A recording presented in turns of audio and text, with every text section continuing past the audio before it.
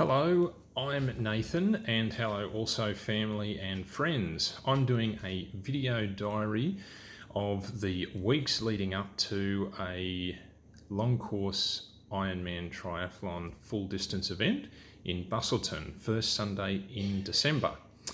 Today marks the 5 week to go section, and I have a set of items I go through to keep things on track and hopefully informal and helpful when I look back on this as well.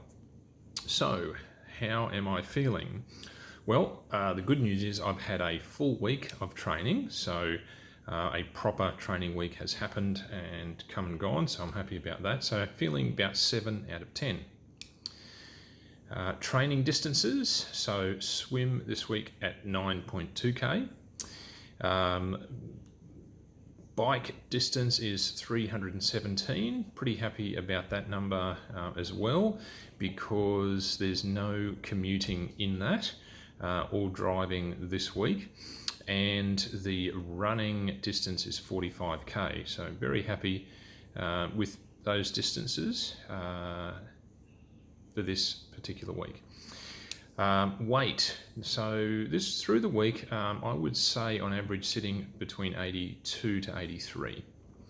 My resting average heart rate over the last 7 days is actually up 3 beats, which is quite a significant amount, but that's what the difference will be when you can do a consistent week rather than last week when I went away, the previous week when I went away with work for 5 days.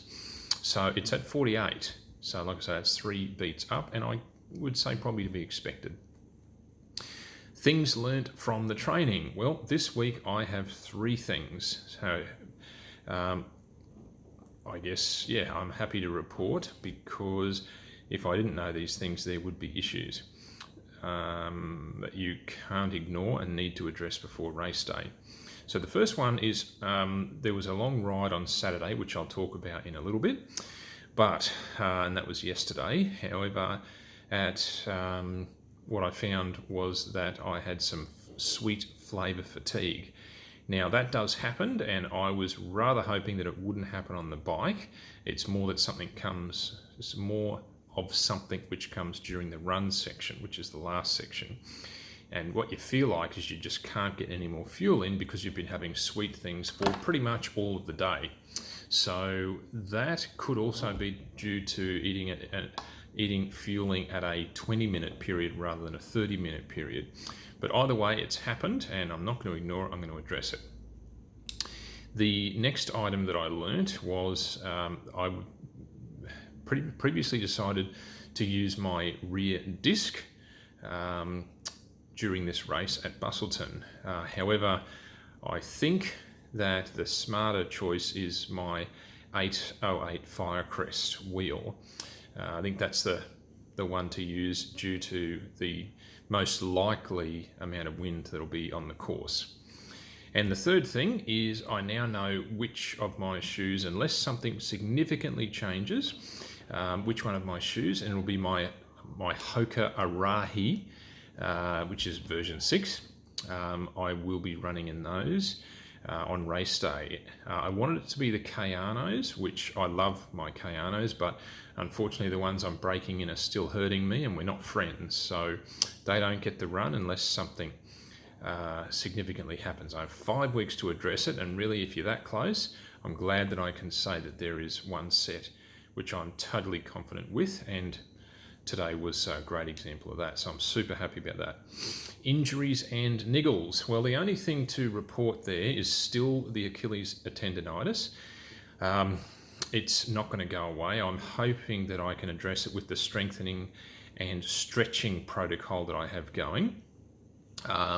It's in a good place, which is good, but certainly not gone away. So just have to keep doing that regime that I do. So I will continue on. Equipment and maintenance. So the only thing in this category is an extender on my front wheel. So it's a 60mm, and I don't have an 80mm valve to use for that, so I'm using an extender. and unfortunately that broke just before the big ride. So fortunately we were able to deal with that before the ride. It cost me half an hour, which was annoying, but we got it underway. So I'm dealing with that. Achievements and failures.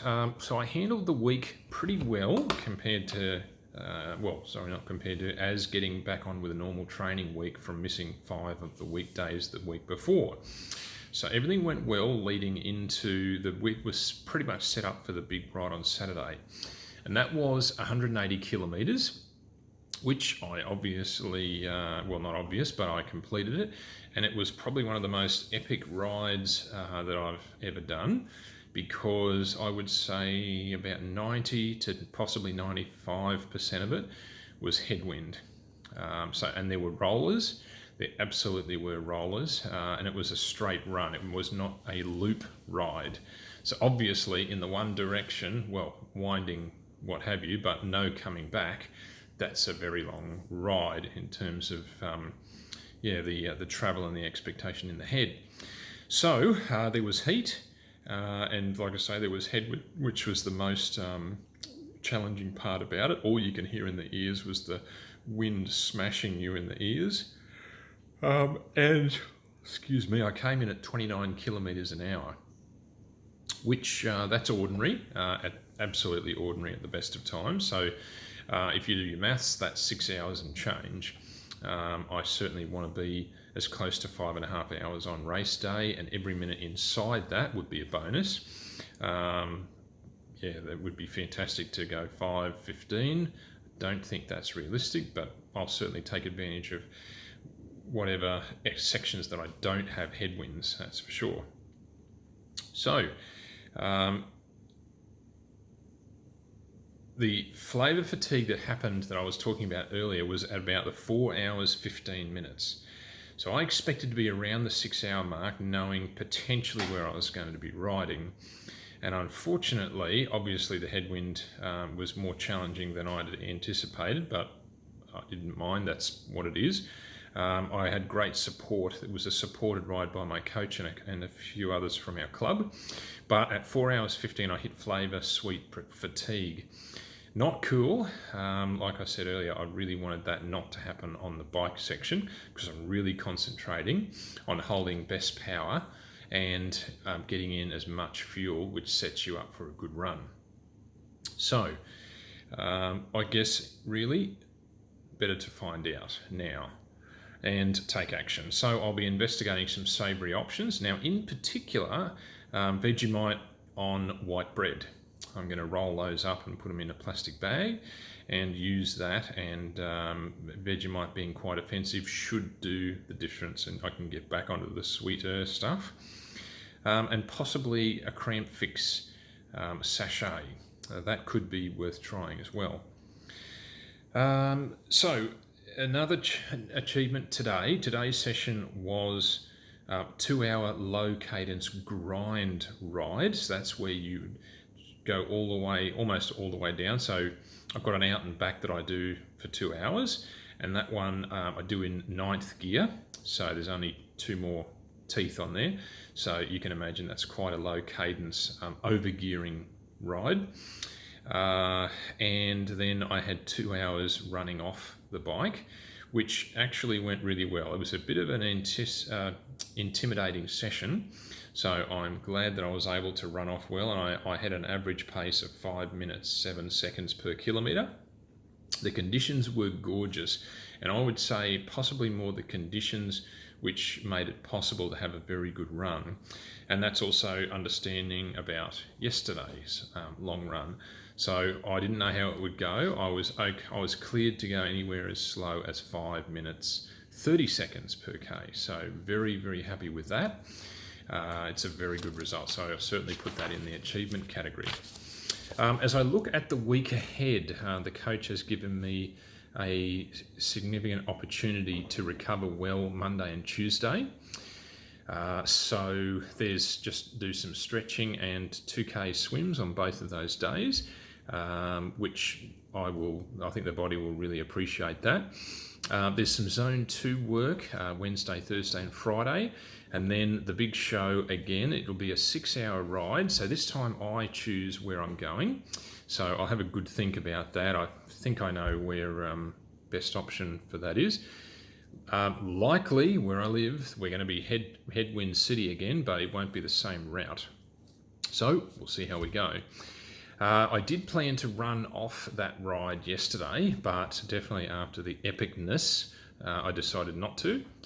But in the program, I have a 1-hour Zone 2 easy run off after that 6-hour ride. So while that's intimidating as well, I'm really looking forward to see how the legs feel after that ride. Then Sunday, we have the same 2-hour grind ride and the same 2-hour run, so which I sort of expected would happen. This will be a repeat on Sunday of next week. So, yeah, let's see how we go. I just need to be mentally focused and understand that this is all part of the next building blocks. Don't get over intimidated, but just get onto it, see what's there. Good performance this week, so there's no reason really why we can't back it up with a good one, and that's what I'll be planning, and success is in the planning. So if you like this video, then certainly subscribe or hit the like button, thumbs up. If you would like to see my Garmin data, then you're welcome to put in the comments, and I'm happy to connect with you, and you can take a look and comment and etc. Have a good week, and if you're training, stay safe and enjoy yourself.